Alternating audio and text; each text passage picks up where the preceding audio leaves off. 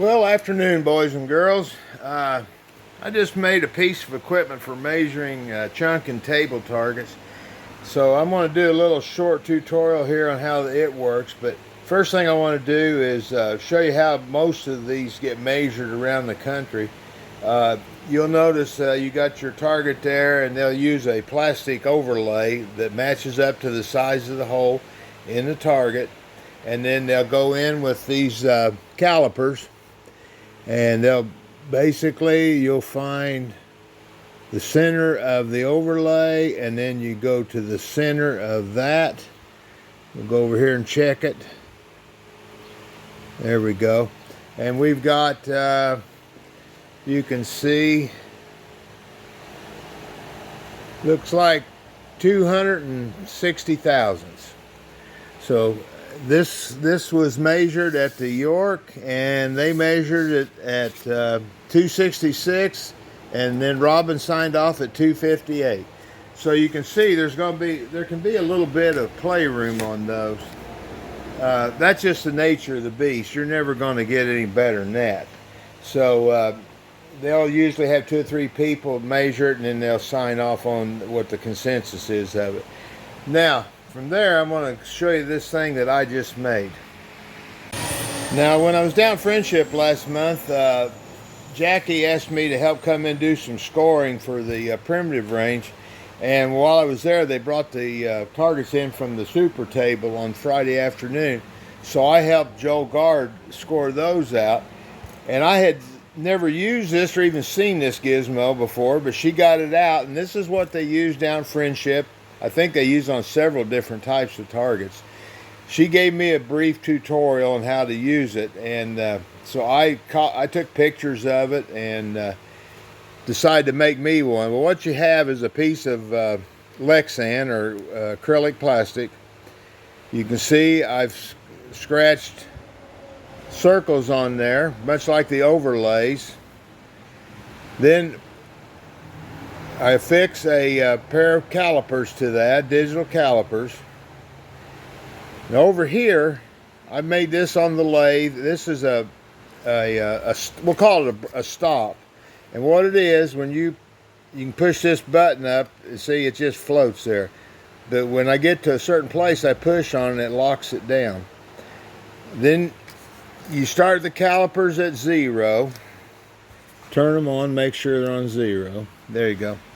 And how it works is, and I will do the best I can to show you how this works, because it's going to be a choppy video, but bear with me.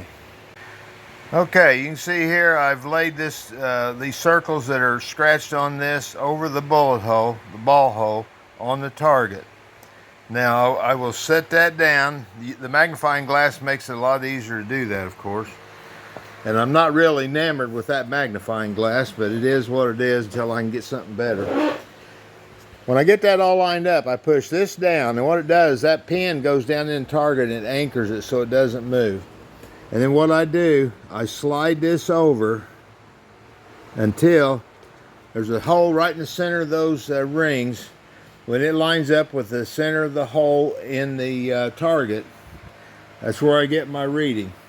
And right now I am getting, show you what I got there. It looks like 253.5 thousandths. So it's actually, I won't say it's any more accurate. The biggest problem with the using the plastic overlays and the calipers, it doesn't take long and you tear up an overlay. The overlays get dinged up so bad they're not accurate anymore. This little stop that goes on here, I just created a groove in it right here, and then it's got a Allen screw goes in the bottom to lock it to the caliper jaws. And then I was trying to figure out how to make this little stop right here, and I looked in my box of junk and seen a firing pin out of an old shotgun. It was perfect for that. All I had to do was make a drill and put a set screw in here to go into the recess in the firing pin, and it can't come out, and it works quite well. Now, I'm going to stop this and go back and show you a little more detail on the Well, I'll just do it now. Okay, now what I done, I didn't want to, the ones of Friendship have, they've drilled and tapped and mounted the Lexan to the calipers. I really didn't want to do that. That stainless is tough, and I just didn't want to run the risk of wrecking it. So I used a heavy-duty double-face tape, and it works quite well. It will not move. The magnifying lens is just a cheap one I picked up at Walmart or somewhere, and it's not, like I said, it's not really what I want, but it'll do until we do something better.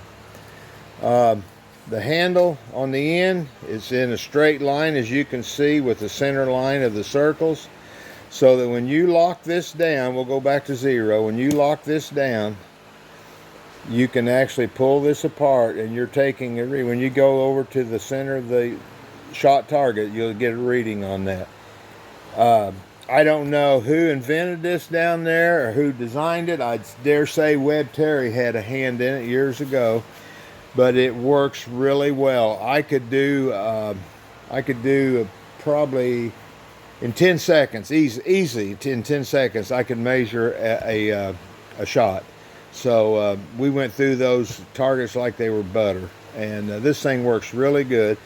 Like I said, I copied it from the 2 or 3 they have down Friendship in the scoring room, and made one. We can use it over at our club because we tear up a lot of overlays at a shoot, and this way it'll save us a little bit of money buying overlays. So that's what we do with it. Now I'm going to pause this and go back to something else. Now, in the past, I have talked about putting something behind your target to give it a little bit of backing, and that's what this was. Relay 7 at the York, and that was the York 2 years ago. You can see what a clean hole. I was shooting a 54 caliber at that time, and you can see what a clean hole that makes. Now, when you neglect to put that piece of cardboard or whatever behind that, you get crap like this. Now, guys, this is on me. But I will say it is impossible, I feel, for the guys measuring these targets to give you a good clean measure when they got a raggedy ass hole like that. This is what I'm talking about, how important it is to put something behind your target. If you go to Xenia, Ohio, they put all your targets on a piece of Luan and hand them to you. You get a super clean measure over there. So here's what you do. Save your cereal boxes, your cracker boxes, and all that. Now, honestly, I don't think that cardboard's thick enough to help you a lot. If you can find something heavier, poster board's not much heavier. Maybe at Joann's, or not Joann's, excuse me, at Hobby Lobby or somewhere you can find some heavier poster board. But in lieu of that, if you can't find that, save your cereal, cracker boxes, and all that, and glue 2 pieces together. And then what you do at the shoot, you put the cardboard behind this and put the whole thing behind your spotter, and you get a clean hole. That's what happened here. I waited too damn long to do that. This was relay 5. This was relay 7. And I finally got smart enough to put the cardboard behind it. I'm starting to see more and more of the shooters actually bringing several pieces of cardboard. You can get several shots on one piece of cardboard. So if you're cutting up cereal boxes and stuff, you could probably make 3 or 4 of them get you through an entire shoot. So if you want to get a clean measure, think about it. A 10,000ths difference measurement on that shot right there versus what they might have been able to get you right there could make the difference between 1st and 5th place. And I've seen that happen. So give your score guys something to score. Not a raggedy hole like that, but a clean hole like this. And you'll be happier, and trust me, they'll be a lot happier with you. Okay, guys, that'll be it for today. Thanks for stopping by.